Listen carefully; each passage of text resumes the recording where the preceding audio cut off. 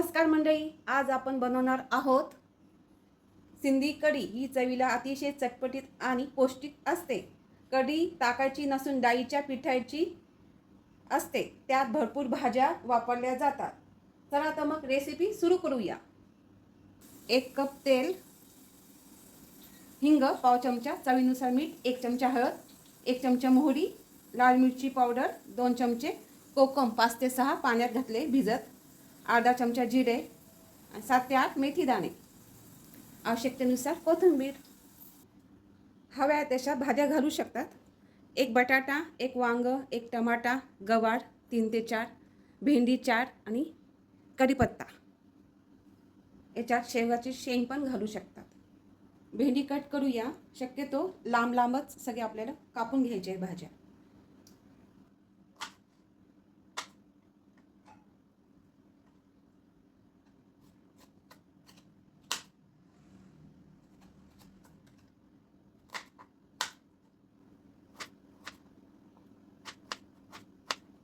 बटाट्यात पाणी घातलंय, अशाने ते काळे पडत नाही आणि भेंडी उभी आतमधून चिरायची आणि असे तुकडे करायचे याचे।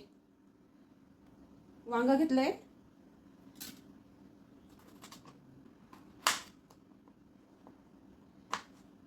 वांग पण पाण्यात घालूया म्हणजे काळं पडत नाही।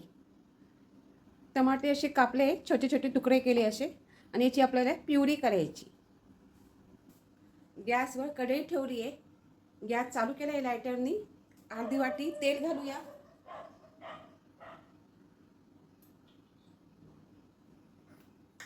याच्यातच आपल्याला बेसन घालायचं आणि हे परतून घ्यायचं।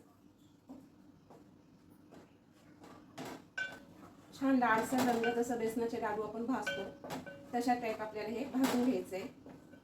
जेवढं आपण बेसन खमंग भाजू तेवढं आपली कढी चांगली होईल। गॅस मिडियमच करायचा। वरतीच बेसन भाजून घेतोय। जसं जसं आपलं पीठ भाजेल तसं तसं पीठ आपलं हलकं होईल। बेसन आपण सारखं ढवळतच राहायचं, म्हणजे हलवतच राहायचं। अशाने ते खाली चिटकणार नाही आणि आपलं बेसनाचा वास खराब होणार नाही। जेवढं बेसन भाजू तेवढी कढी चांगली होते। तसं हलकं झालंय।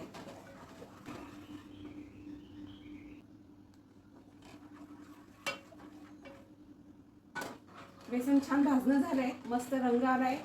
आता आपल्याला कोमट पाणी घालूया याच्यात थोडं थोडं, म्हणजे गुठळ्या होणार नाही याच्यात। ऑलरेडीच गरम कोमट पाणी केलं होतं।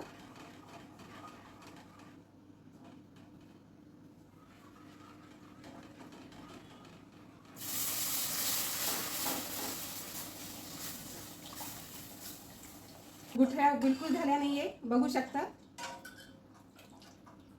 गुठळ्या होऊ नाही द्यायच्या, नाहीतर मग चव बिघडते अशाने।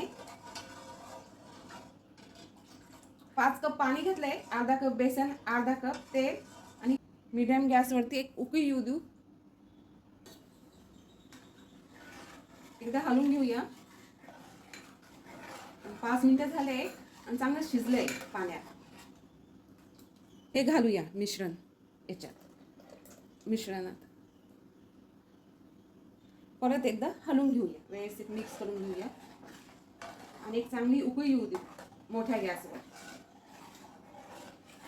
मधून मधून हलवा, मधून मधून हलवत राहायचं। म्हणजे परत एकदा गॅस चालू केलाय, आपण परत एकदा अर्धी वाटी तेल घालूया।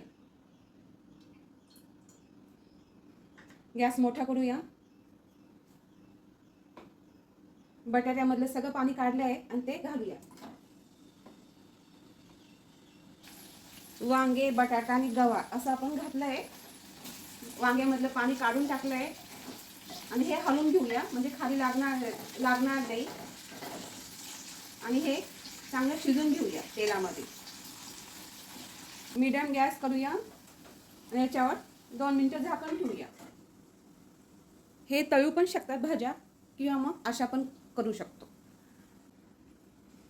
2 मिनिटं झाले, झाकण काढूया। छान वांगे, बटाटे, गवार छान शिजले। आता एका डिश मध्ये काढून घेऊ। याच्यातच भेंडी घालूया. भेंडी चिकट असते म्हणून शेवटला घातली. ही पण 2 मिनिटं आपण परतून घेऊया.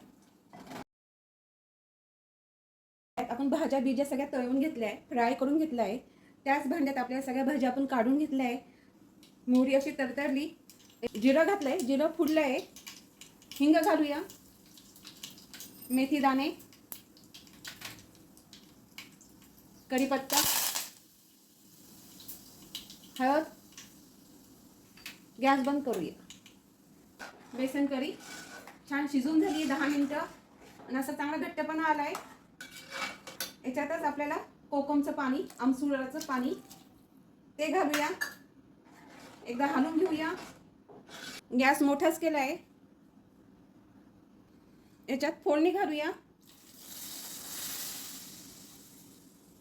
गॅस मिडियम केला. आता मिरची पावडर, लाल लाल तिखट, नुसार मीठ आणि ह्या भाज्या ज्या आपण शिजून घेतल्या आहे. आपण असं डायरेक्ट भाज्या टाकल्या, भेंडी चिकट लागते म्हणजे ते बेसनमध्ये असं चिकट चिकट लागतं म्हणून भाज्या अशा डीप फ्राय केल्या. थोडं कोमट पाणी घालूया. जास्त घट्ट झाली आहे. 1 कप साधारणतः कोमट पाणी घातलं आहे आणि चांगली उकळी येऊ देऊ. गॅस मोठा करूया.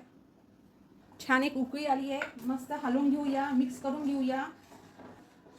खाली बिलकुल लागला नाही आणि रंग एवढा सुरेख आला आहे. शक्यतो असाच कलर असतो जिरा भात आणि सिंधी कढी. खूप सुंदर लागतो खाताना. छान आवडत असेल तर साखर घालू शकतात, पण शक्यतो याच्यात साखर घालत नाही. छान एक उकळी आली आहे. मस्त शिजून झालंय सगळं. आता आपण गॅस बंद करूया आणि ही कोथिंबीर घालूया वरतून. धुवून घेतली आहे, चिरून घेतली आहे. जास्त घट्ट पण नाही, जास्त पातळ पण नाही. पाहू शकता. कोकमच्या ऐवजी चिंच घातलं तरी चालेल. सिंधी कढी एका बाउलमध्ये आपण काढून घेऊया.